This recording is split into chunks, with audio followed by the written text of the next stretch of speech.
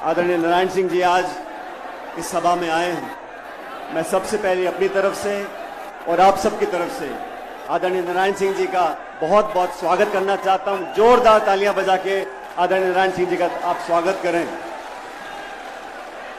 आदरणीय हेमाराम चौधरी साहब, सम्मानीय राजेंद्र गुडर जी, आदरणीय दीपेंद्र सिंह शेखावत साहब, खिलाड़ी बैरवा साहब, सुरेश मोदी जी, हरीश मीणा जी, राकेश पारिक साहब, मुकेश भाकर जी, रामनिवास गावड़िया जी, गिरिराज मलिंगा जी, इंद्रराज गुर्जर साहब, जीआर खटाना जी,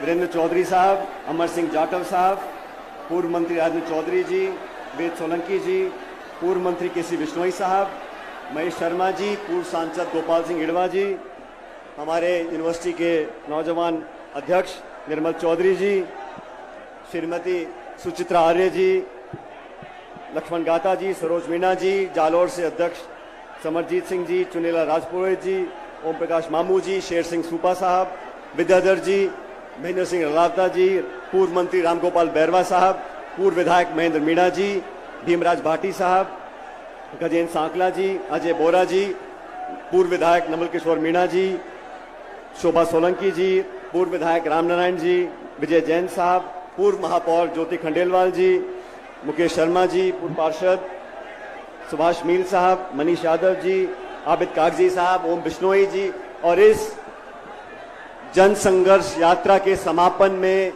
आज आप सब लोग नौजवान, बुजुर्ग, महिला, बच्चे जो इतनी बड़ी तादाद में यहां पर आए हो, मैं आप सबका हाथ जोड़कर बहुत बहुत धन्यवाद करना चाहता हूं, आपका शुक्रिया करना चाहता हूं। साथियों, मुझसे पूर्व वक्ताओं ने मंच पर अपनी बात रखी। मैं इस मौके पर आपको बताना चाहता हूं क्या परिस्थितियां पैदा हुई, राजस्थान में क्या घटनाक्रम पैदा हुआ, जिसको लेकर इस यात्रा को हमने निकाला। आप सब जानते हो, जब 2013 में हमारी सरकार राजस्थान से हटी थी, उस समय 200 में से कांग्रेस के मात्र 21 विधायक रह गए थे। उस समय सोनिया गांधी जी, राहुल गांधी जी ने, मैं केंद्र सरकार का मंत्री था, मुझे जिम्मेदारी दी कि राजस्थान में पार्टी का बहुत बुरा हाल हो गया, आपको जाके पार्टी का अध्यक्ष बनना है। और इतिहास गवाह है, मंच पर तमाम हमारे साथी बैठे हैं, आप सब ने देखा 2013 से 18 तक हमने खून पसीना बहाकर सब साथियों ने, सब वरिष्ठ नेताओं ने, कार्यकर्ताओं ने एकजुटता का परिचय दिया और 2018 तक हम लोगों ने मेहनत करी। इन 5 सालों में हमने वसुंधरा जी की सरकार, जो भाजपा की सरकार थी, उसका विरोध किया, कड़ा विरोध किया, नीतियों के आधार पर, शासन के आधार पर, प्रोग्राम के आधार पर और भ्रष्टाचार के आधार पर। 5 साल तक वसुंधरा जी के शासन में जो खुली लूट मची थी, जो बजरी माफिया, शराब माफिया, जमीन माफिया, भू माफिया, खान माफिया पनपा था, उसके खिलाफ हम सब ने आरोप लगाए। मैं प्रदेश का अध्यक्ष था, लेकिन तमाम नेताओं ने, सम्मानीय गहलोत साहब ने भी बढ़ चढ़कर हर मीटिंग में, हर भाषण में वसुंधरा जी पर आरोप लगाए। आरोप लगाए कि नहीं लगाए, मुझे बताओ। जब सरकार हमारी बनी, अभी हेमाराम चौधरी साहब बता रहे थे, बाज आया, उसने माला किसी के गले में डाल दी। अब बाज क्या करता है हमारे हाथ में नहीं है, लेकिन जब सरकार हमारी बनी तो हमारा दायित्व था कि जो हमने कहा उसको कर कर दिखाएं। आज 4.5 साल पूरे हो गए। 4.5 साल में हम अभी तक उन वादों को पूरा नहीं कर सके जो हमने लांछन लगाया था, आरोप लगाया था, मैंने लगाया था, गहलोत साहब ने लगाया था कि वसुंधरा जी ने करप्शन किया, भ्रष्टाचार किया है। मैं 1.5 साल पहले से उनको चिट्ठी लिख रहा हूं क्योंकि मुख्यमंत्री जी गृह मंत्री भी हैं, वित्त मंत्री भी हैं। मैंने चिट्ठी में आग्रह किया कि जांच कराओ, हमारी कथनी करनी में फर्क नहीं होना चाहिए, द्वेषपूर्ण भावना से जांच ना हो, निष्पक्ष जांच हो, पता पड़े किसने क्या किया था, दूध का दूध और पानी का पानी हो जाए। 1.5 साल तक कोई कार्रवाई नहीं हुई। मैंने जयपुर के अंदर एक दिन का अनशन रखा इसी मांग को लेकर कि वसुंधरा जी के कार्यकाल में जो भ्रष्टाचार हुआ उसकी जांच करो, उसकी जांच करो, उसकी जांच करो। 1 महीने तक कुछ नहीं हुआ। उसके बाद 9 तारीख को मुझे लगा अनशन से पार नहीं पड़ी, हमें जनता के बीच जाना चाहिए। और ये भ्रष्टाचार ऐसा मुद्दा है साथियों, दोस्तों, ये समाज को दीमक की तरह खा रहा है। अभी मन से बात कर रहे थे, नौजवानों का भविष्य अगर अंधकार में है, अगर पेपर लीक होता है तो करप्शन की वजह से होता है, भ्रष्टाचार की वजह से होता है। हम लोगों को करारा प्रहार करना पड़ेगा, भ्रष्टाचार को समाप्त करना पड़ेगा। और जो धारणा बड़ी हुई है कि 5 साल भाजपा 5 साल कांग्रेस, इस धारणा को तोड़ने के लिए हमें दुनिया को दिखाना पड़ेगा कि हम जो कहते हैं वो कर कर दिखाते हैं। 11 तारीख को अजमेर आरपीएससी का केंद्र है, माध्यमिक शिक्षा बोर्ड का केंद्र है। वहां पर पेपर बनते हैं, वहां से शिक्षा परीक्षा होती है, इंटरव्यू होते हैं, नौकरियां लगती हैं। इसलिए अजमेर जो वहां से 125 किलोमीटर दूर है, वहां से मैंने यात्रा शुरू करी। मुझे कुछ पत्रकारों ने बोला, यात्रा कर रहे हो, गर्मी बहुत है, मई का महीना है, बहुत पीड़ा होगी, 4-5 दिन धूप में चलोगे, बहुत दुख होगा, बहुत पीड़ा होगी। मैंने उनको कहा, हम और आप अगर 3-5 दिन इस चिलचिलाती धूप में चल लें, ये कोई पीड़ा नहीं है। लेकिन वो लड़का लड़की जो पढ़ लिख कर 1-2 साल मेहनत करते हैं, कोचिंग करते हैं, ट्यूशन लेते हैं और किराए के मकान में रहकर लाखों रुपया खर्च कर एग्जाम लिखने जाते हैं, वो पेपर लीक हो जाता है, उसके बाद कैंसिल हो जाता है। अरे बार बार होता है, क्यों होता है? इसकी जड़ तक जाना पड़ेगा। पेपर लीक करने वाले दलाल के किराए के मकान पर बुलडोजर चलता है, लेकिन जो कटारा को गिरफ्तार किया है उसके मकान पे क्यों नहीं चलता बुलडोजर? कानून अपना काम कर रहा है। अगर कानून अपना काम कर रहा है तो पक्षपात नहीं होना चाहिए। मछली छोटी हो या बड़ी हो, उसे तो पकड़ना पड़ेगा। गोड़ा जी के यहां पर हमने किसान सम्मेलन किया। केंद्र की सरकार ने एमएसपी पर कानून बनाने की बात करी थी, आज तक कुछ किया नहीं। ये बीजेपी वाले भी जो है ये बहुत झूठे लोग हैं, झूठे वादे करते हैं। हमने उनको ललकारने के लिए झुंझुनू के अंदर एक आम सभा करी। वहां मैंने कहा, नागौर में इस बात को मैंने बोला, भाई ये पेपर लीक होता कैसे? ये पेपर लीक तिजोरी से निकलकर लोगों की जेब तक कैसे पहुंचता है? इसमें भ्रष्टाचार होता है। ये पूरा तंत्र, इसको बदलना पड़ेगा। तब कहा गया कि इस पेपर लीक जांच में कोई अधिकारी शामिल नहीं है, कोई नेता शामिल नहीं है। मैं पूछना चाहता हूं, जांच पूरी हुई नहीं, आप घोषणा कर रहे हो कि कोई किसी का कोई लेन देना नहीं है। अभी कटारा को आपने अरेस्ट कर लिया। ये कटारा जो सदस्य बने आरपीएससी के, किसके कहने पर बने उसका पता करना पड़ेगा। यह आसमान से तो आए नहीं है। भ्रष्टाचार का मुद्दा नौजवानों के जीवन को अंधकार में धकेल रहा है।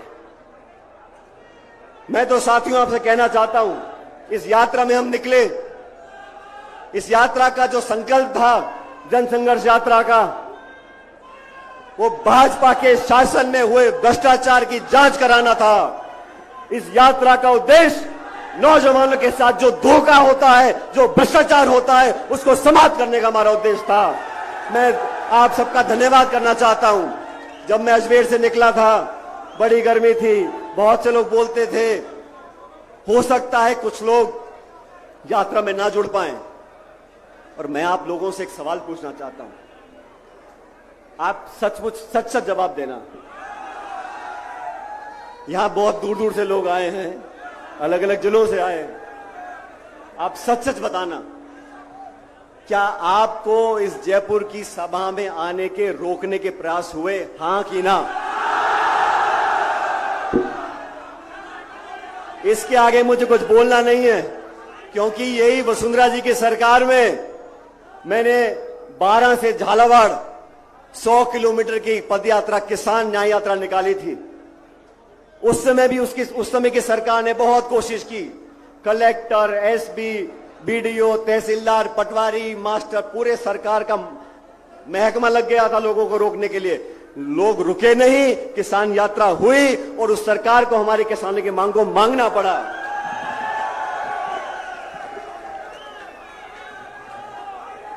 साथियों, हमारा जनसंघर्ष किसी नेता के खिलाफ नहीं है, हमारी यात्रा किसी के विरोध में नहीं है, लेकिन मैं आज इस मन से कहना चाहता हूं, हमारी यात्रा भ्रष्टाचार के खिलाफ है, हमारी यात्रा नौजवानों के भविष्य को बेहतर बनाने के पक्ष में है और हम इसमें रुकने वाले नहीं हैं। अभी आपने भाषण सुना आदरणीय हेमाराम जी का। कुछ दिन पहले हम सब बाड़मेर गए थे और हेमाराम जी बहुत कम बोलने वाले व्यक्तियों में से हैं, लेकिन आज मैं उनका भाषण सुन रहा था। ये कहां की नीति है?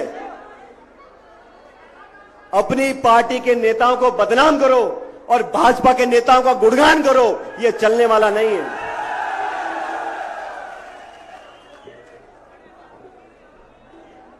सत्ता में जब लोग आते हैं तो कोई व्यक्ति नहीं आता, शासक बैठता है कुर्सी के ऊपर, उसको तेरा मेरा करने का अधिकार नहीं, उसको पक्षपात करने का अधिकार नहीं, उसको न्याय करना पड़ेगा, कठोर निर्णय लेने पड़ेंगे। और मैं बार बार बोलता हूं, 6 महीने के बाद चुनाव राजस्थान के अंदर है। अगर हम कार्रवाई नहीं करेंगे, दूध का दूध और पानी का पानी, आजकल नींबू दूध बहुत चल रहा है, दूध का दूध और पानी का पानी नहीं होगा तो हमारे विरोधी बोलेंगे कहीं कोई गड़बड़ तो नहीं है। मैंने कभी किसी को आरोप नहीं किया, मैंने कभी किसी पे इल्जाम नहीं लगाया, और मैं आपसे पूछना चाहता हूं,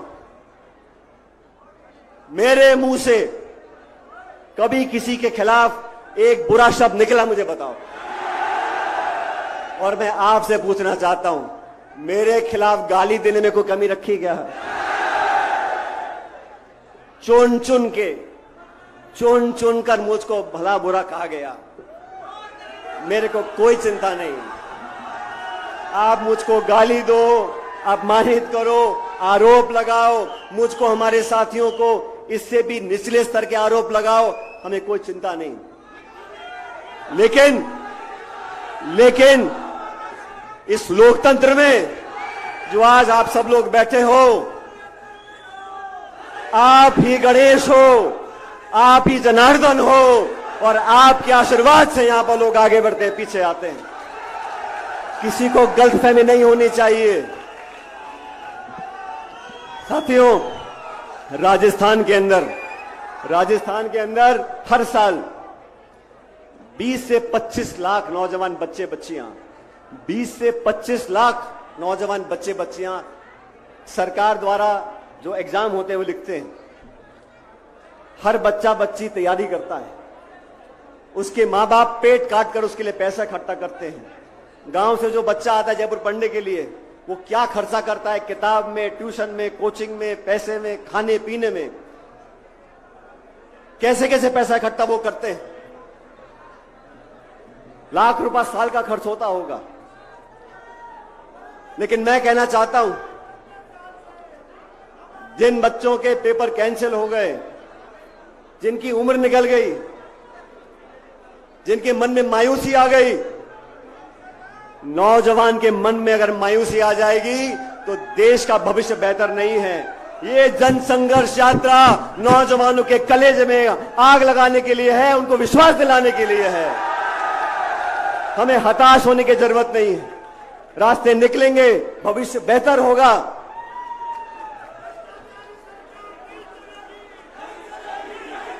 आदरणीय दोस्तों, नौजवान साथियों, मैंने जो मांग रखी हैं, जो अपार जन समर्थन मिला, वो मुझ व्यक्ति को नहीं मिला। मैंने जो मुद्दे जनता के सामने रखे हैं, ये समर्थन उसको मिला है। ये समर्थन भ्रष्टाचार के खिलाफ करारा प्रहार करने को मिला है। ये जन समर्थन नौजवानों के भविष्य को सुरक्षित रखने के लिए मिला है। राजस्थान की जनता बहुत स्वाभिमानी है। राजस्थान के लोग बहुत समझदार लोग हैं। जैसा मैंने पहले कहा, अखबार में क्या छपता है, नहीं छपता, टेलीविजन पे क्या दिखाते, नहीं दिखाते, लेकिन ये जनता जनार्दन सारी सच्चाई जानती है। मैं इस मौके पर आप सब लोगों को एक वादा करना चाहता हूं। साथियों,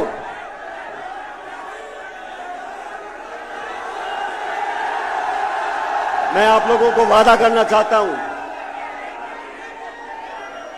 मुझको और मेरे परिवार को राजनीति में 40-45 साल हो गए।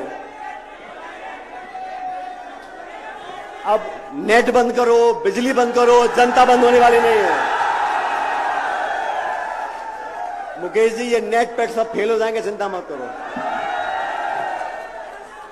20-22 साल से मैं राजनीति कर रहा हूं।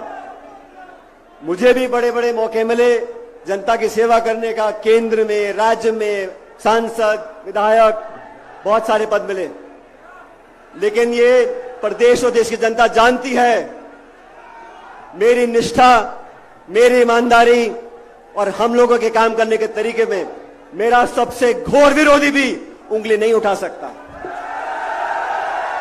ये हमारी कमाई है, ये जनता का विश्वास है।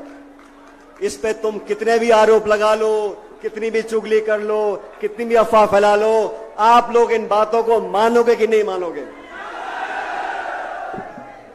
मैं आप लोगों को वादा करना चाहता हूं साथियों, इस यात्रा में बहुत सारे साथी हमारे साथ चले। मैं आप सबको आश्वासित भी करना चाहता हूं और वादा करना चाहता हूं अब सबके सामने, मैं किसी पद पे रहूं या ना रहूं, मैं राजस्थान की जनता और नौजवानों की सेवा अपनी आखिरी सांस तक करता रहूंगा। और मैं डरने वाला नहीं हूं, मैं दबने वाला नहीं हूं। मैं आपके लिए लड़ा हूं और लड़ता रहूंगा। ये वादा मैं खुले आसमान नीचे करके जा रहा हूं। प्यार से मांगो, हम हाथ काट के दे देंगे। धमका के मांगोगे तो हम हिलने वाले नहीं हैं। हम लोगों ने कमी नहीं छोड़ी मेहनत करने में, खून पसीना बहाने में। मेरे साथ जो हजारों लोग चले हैं, आज मैं आपको बताना चाहता हूं, आप नौजवानों के पैरों के छालों की कसम, मैं अब पीछे हटने वाला नहीं हूं। आपके साथ रहूंगा, हमेशा रहूंगा। राजनीति सिर्फ सत्ता लेने के लिए है, राजनीति सिर्फ पद पर बैठने के लिए है। नौजवान दर दर भटकता रहे, हम सिर्फ सत्ता का सुख लेंगे, ये संभव नहीं है। जो भी कुर्बानी देनी होगी मैं देने को तैयार हूं, जो भी करना होगा मैं करने को तैयार हूं। अभी चुनाव हुआ कर्नाटक में, भारतीय जनता पार्टी की सरकार थी, कांग्रेस पार्टी ने आरोप लगाया ये 40% की भ्रष्ट सरकार है। जनता ने आरोपों को स्वीकार किया, कांग्रेस को बहुमत दिया और भाजपा को मैदान से भगा दिया। ये भ्रष्टाचार ही वो चीज है जो लोगों के दिल में गुजरती है। हमने भी किया था राजस्थान में, लेकिन अब कोई सफाई दे रहा है, दूध और नींबू। कोई कह रहा है कितनी बार बात हुई, 10 बार हुई, 15 बार बात हुई, 20 बार बात हुई। अरे मैंने तो कभी कहा ही नहीं कि मिली भगत है। मैं तो इतना कह रहा हूं कि हमने अपनी जबान से जो वादा किया लोगों के बीच में, उसको कृपया करके पूरा कर दो। जनता के बीच जाना है हमारे को 6 महीने के बाद। इतने सारे लोग यहां धूप में खड़े हैं, यहां आप लोग सच में मेरी ताकत, हम सबकी हिम्मत, और जो मंच पर लोग बैठे हैं हम सब आपके सेवक हैं। हम किसी के खिलाफ नहीं हैं, हम किसी का विरोध नहीं करते, लेकिन सच और न्याय का रास्ता उस पर हम चलते रहेंगे। अब दोस्तों, वसुंधरा जी के ऊपर जो आरोप लगाए हम लोगों ने, उसको पूरा करने का समय आ गया। और भी वेद सोलंकी जी भाषण दे रहे थे। वेद बहुत जज्बाती व्यक्ति है। मैं वेद जी आपको बताना चाहता हूं, जिन बच्चों ने पेपर लिखे उनके पेपर कैंसिल हो गए, लीक हो गए। उन लाखों बच्चों ने अपने मां बाप के पैसों को जो खर्च किया, उनके साथ जो धोखा हुआ, उनके साथ जो नाइंसाफी हुई, अगर बच्चा मेहनत करके पेपर लिखता है और पेपर आउट हो जाता है, उस बच्चे की क्या गलती है मैं पूछना चाहता हूं। उस नौजवान ने क्या बुरा किया? इसलिए हमारी सरकार, हम लोग, ये मैं मांग करता हूं, जितने भी बच्चे हैं जो पेपर लीक से प्रभावित हैं, प्रत्येक नौजवान को आर्थिक मुआवजा देना चाहिए जो उसका खर्चा हुआ है।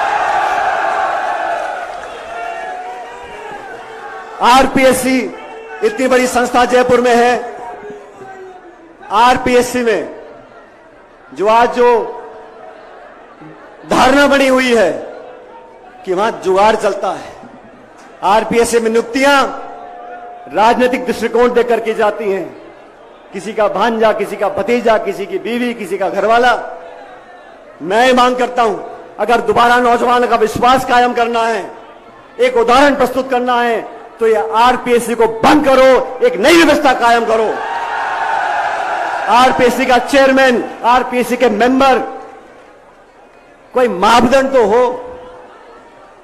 जान पहचान, रिश्तेदारी, किसी नेता से निकटता, ऐसे मेंबर बना दोगे आप। मेंबर को हटाने के लिए राष्ट्रपति तक जाना पड़ता है, लेकिन बनाने में क्या है?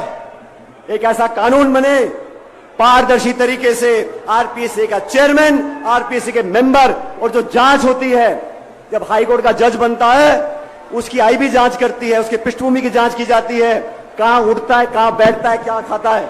इन मेंबर्स की, जो नए मेंबर बने, उनकी जांच होनी चाहिए, और ऐसे बने कोई साइंटिस्ट हो, कोई लेक्चरर हो, कोई प्रोफेसर हो, जिसका कोई वजूद हो, ऐसे लोगों को मेंबर बनाना चाहिए। तो आरपीएससी को भंग कर कर एक पूरा मूल चूक परिवर्तन, ये कोचिंग क्लास, ये अधिकारी, ये प्रिंटिंग प्रेस, ये आरपीएससी, ये माध्यमिक शिक्षा बोर्ड, ये जो पूरा जंजाल बना हुआ है, इसको ध्वस्त करना पड़ेगा, एक नया खाना बनाना पड़ेगा।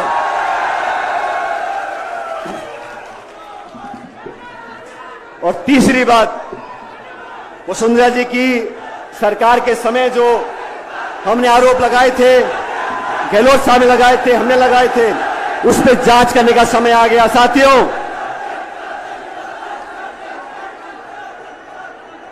उन आरोपों पर जांच होनी चाहिए।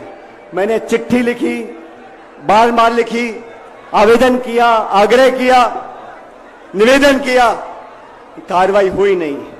मैंने अनशन किया, कार्रवाई हुई नहीं। हमने जनसंघर्ष यात्रा निकाली, मैं उम्मीद करता हूं कार्रवाई होगी। लेकिन ये तीनों बातें, आरपीएससी को भंग कर कर पूरा पुनर्गठन करें, नए कानून मापदंड बने, पारदर्शिता से लोगों का चयन हो, पहली मांग। दूसरी मांग, जिन लाखों बच्चों ने पेपर लीक से उनका आर्थिक नुकसान हुआ है, उनको उचित आर्थिक मुआवजा प्रत्येक बच्चे को मिलना चाहिए। और तीसरी मांग, वसुंधरा जी के खिलाफ जो हमने आपने मिल के आरोप लगाए थे, उसकी उच्च स्तरीय जांच करनी पड़ेगी। आज तारीख हो गई 15 तारीख। इन तीनों मांगों को अगर आप सब समर्थन करते हो तो दोनों हाथ खड़े कर कर मुझे बता दो कि ये मांग होनी चाहिए कि नहीं होनी चाहिए।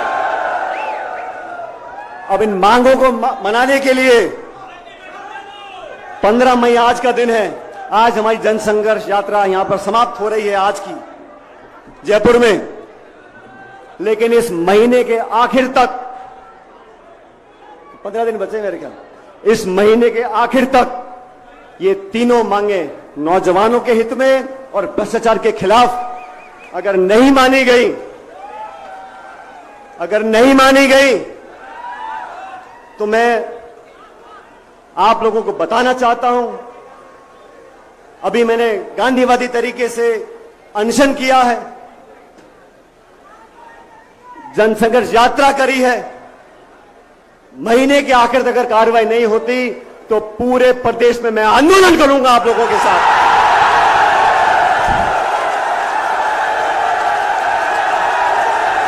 जनता के साथ रहेंगे, गांव में, ढाणी में, शहरों में हम पैदल चलेंगे, जनता को साथ लेकर चलेंगे, न्याय दिलाएंगे, न्याय करवाएंगे, आपकी बात को रखते रहेंगे। और सुन लो, आप सब सुन लो, हम लोगों के पास कुछ नहीं है, हम लोगों के पास कुछ नहीं है। हम तो पैर में जूता डाल के निकल पड़े थे। मुझे उम्मीद नहीं थी कि यात्रा में कौन आएगा कौन नहीं आएगा। एक दिन की मोहलत दी थी और आप लोग पधारे हो इतनी बड़ी संख्या में। हमारे पास जो कुछ भी है, हमारी पूंजी, हमारी ताकत, हमारा सब कुछ ये जनता है। और जब हम आंदोलन करेंगे तो एक एक गांव, एक एक ढाणी में जाकर न्याय मांगेंगे और न्याय लेकर आएंगे। मेरा आप सब लोगों से निवेदन है, हम लोगों ने, मैं फिर कहना चाहता हूं,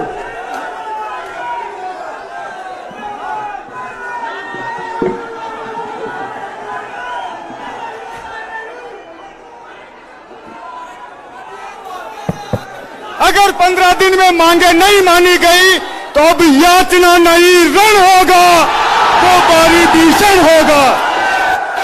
और जो हमारे साथी हमारे न्याय के मांग के उत्तर में बोलेंगे कि गुटबाजी, अनुशासन और पार्टी का डिसिप्लिन, मैं उनको बड़ी विनम्रता से याद दिलाना चाहता हूं। हम लोगों ने बात रखी, दिल्ली में हमारी बात को सुना और एआईसीसी ने कमेटी बनाकर हमारे काम को आगे बढ़ाया। लेकिन 25 सितंबर को जो विश्वासघात किया सोनिया गांधी के साथ, 25 सितंबर को जो पार्टी को बेइज्जत करने का काम किया, जो पार्टी के अनुशासन को तोड़ने का काम किया, उन लोगों को अपने गिरेबान में झांक कर देखना पड़ेगा कि अनुशासन हमने तोड़ा, किसी और ने तोड़ा। हम तो बिना पद के, गाली खा खा के, खून के घूंट पी पी के जनता में जाके संगठन का काम कर रहे हैं, और आप मलाई खा खा के, गाली दे दे के हमको बदनाम करने का काम कर रहे हो। यह होने वाला नहीं है। इसलिए साथियों, आपसे अंतिम निवेदन करना चाहता हूं, ये सभा आपकी है।